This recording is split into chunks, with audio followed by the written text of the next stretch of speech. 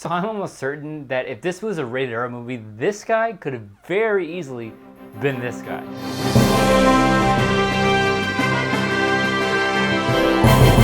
Now first off, sorry about the late review. I've been swamped with client work and just life in general. So The Man from U.N.C.L.E. is directed by Guy Ritchie and stars Henry Cavill, Armie Hammer, and Alicia Vikander. After an international criminal organization acquires the means to make an atomic bomb, the CIA and the KGB force their two best agents to work together to try and stop them. I enjoyed myself in this movie. There's a lot of parts in this film that I really liked. For one, Guy Ritchie's style. I really like the way his films look. There are a lot of scenes in this movie where you can see his fingerprints all over the shot, and I really enjoyed those shots and those parts in this movie. And also the action. The action is a lot of fun in this film. When spy stuff's going on in this film, it's fun, and I really enjoy that part. But on the flip side of that, there's a lot of shaky cam in this. There are movies where shaky cam works, and for the Bourne Identity series, I really like how there is shaky cam in that, but I like the way they handled it.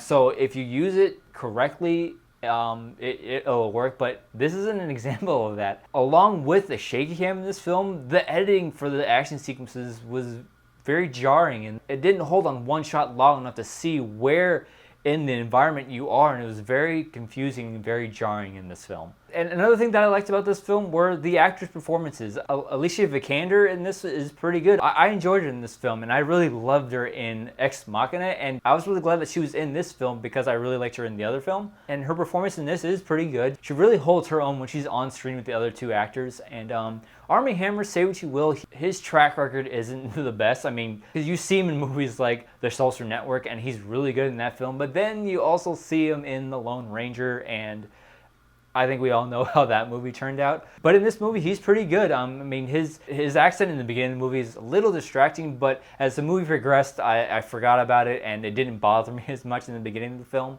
And then we have Henry Cavill. I really like that Henry Cavill is branching out to smaller roles like this, because the guy is Superman, and what I really don't want for him is to fall into that rut of Superman, because you look at the actors before him that played that role, and they just got stuck in that role, and that's all anybody knew about them. Brandon Routh is starting to get away from that character, a bit more, because Henry Cavill took over, so now he gets to do his own thing. Because he said in the past that he wants to play Superman as long as possible, and I really like that. But I also like that he's going to different roles, and he's not going to be stuck in one character like a lot of other people that take on superhero films. And say what you will about his acting, I think we all can agree that the guy is really good looking. I'm just saying, if my wife left me for Henry Cavill, I couldn't be mad, because just look at this guy.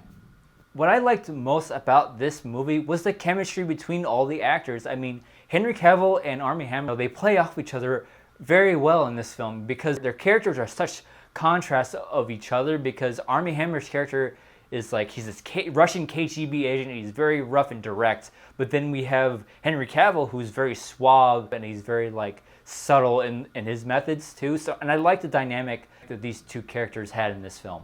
And like I said before, I like parts of this film, the overall look, the actors' performances, and the chemistry between them.